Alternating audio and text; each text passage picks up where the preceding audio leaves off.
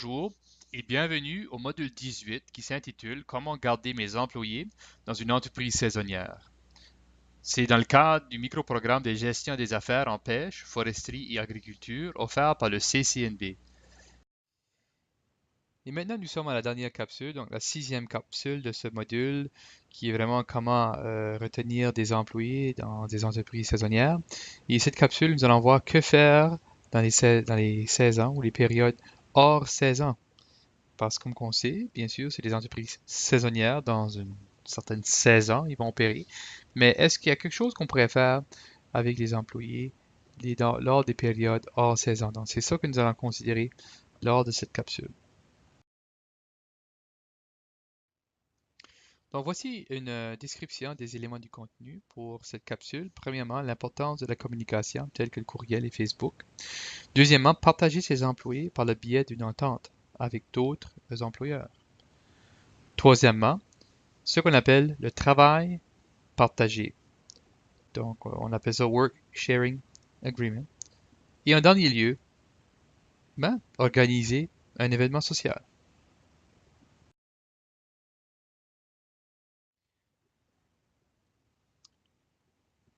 Je ne vous cache rien en vous disant que les jeunes aujourd'hui voient beaucoup d'importance dans la communication, surtout par le biais de médias sociaux.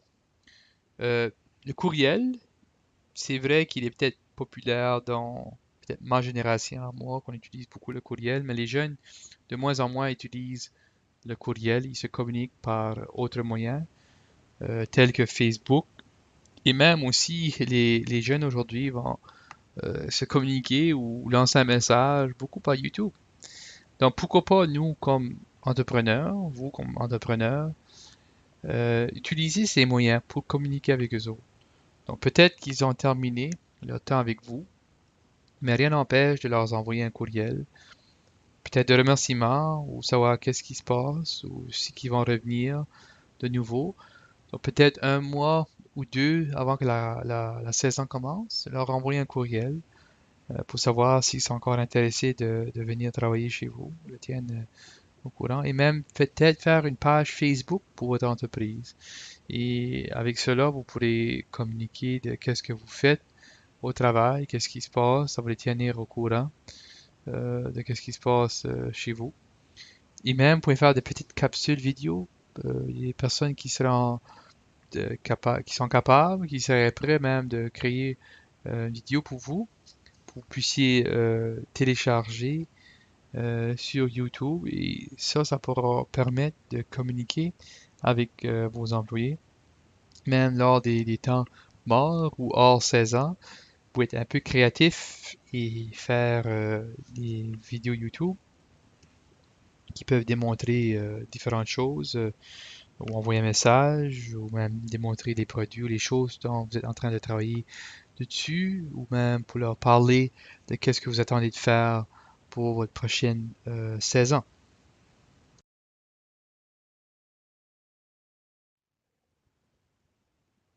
Donc, rien n'empêche, durant les périodes hors saison, de partager ses employés avec d'autres entreprises avec lesquelles on aurait une entente. Donc, parce que ça peut arriver que de la même localité, qu'il y a une entreprise qui, lors d'une saison, utilise beaucoup les employés, puis là, ça commence à diminuer, mais lors de la diminution, l'autre entreprise, c'est là vraiment qu'ils ont besoin des employés pour venir travailler pour eux autres. Donc, le partage, il y a des programmes du gouvernement, vous pourrez aller regarder sur les sites du gouvernement à la fois provincial et fédéral pour ces programmes-là. Ils vont vous aider avec cela. Donc, vous pourrez faire une entente avec d'autres entreprises. Je sais que ça s'est déjà fait dans certaines localités ici même au New Brunswick. Mais il faut vraiment établir qui a la responsabilité de l'employé et la priorité sur ce dernier. Donc, qui est responsable si l'employé se blesse. Toutes ces choses-là doivent être vraiment bien établies, bien décrites. Il travaille pour qui et vraiment qui a la priorité. Donc, si j'ai partagé mon employé avec quelqu'un pour une période donnée et je l'ai besoin de nouveau, je dois avoir accès de nouveau à cet employé-là.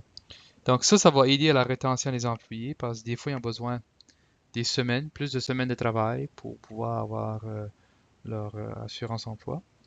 Et donc, il y en a qui veulent travailler aussi de plus longues périodes. pour avoir plus d'argent, bien sûr. Et aussi, ça va aider au développement économique local si on fait le partage de ses employés.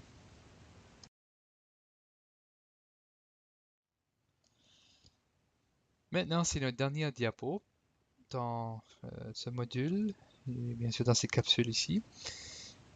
Dernière chose que j'aimerais de discuter avec vous, c'est organiser un événement social en dehors des périodes ou en dehors de la saison normale de travail. Donc, rien n'empêche si généralement votre temps d'opération c'est durant l'hiver, que vous faites un barbecue l'été, que vous invitez vos employés pour venir barbecue. Des fois, on peut faire un barbecue qui n'est pas l'été, mais c'est plutôt froid. Généralement, on fait ça l'été.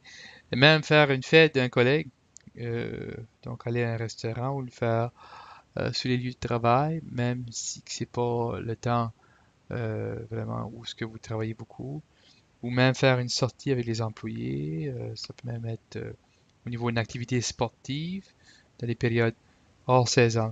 Donc, c'est juste quelques exemples ici que je vous donne. Il faut souvent utiliser de créativité pour ces choses-là, mais si on fait des choses hors de la période ou hors de 16 ans, ça va aider à la rétention des employés. Ils vont voir que vous avez vraiment un intérêt pour eux et vous aurez l'occasion de garder les bons employés d'une façon long terme.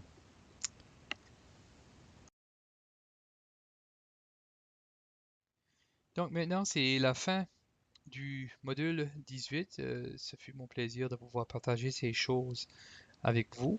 J'espère que des choses que vous avez pu apprendre, ça a pu vous faire réfléchir, ainsi de suite. Donc c'était ça le but de ces capsules ici. Bien sûr, on ne peut pas couvrir l'ensemble de toute la matière, bien sûr. Et on pourrait parler des heures sur ces sujets, mais j'espère que ça a pu vous éclairer sur certaines choses et même sentez-vous à l'aise d'aller sur Internet et consulter Internet. Il y a plusieurs documents que vous pourrez trouver même par vous-même très facilement sur les sujets dont nous avons abordé dans ce module.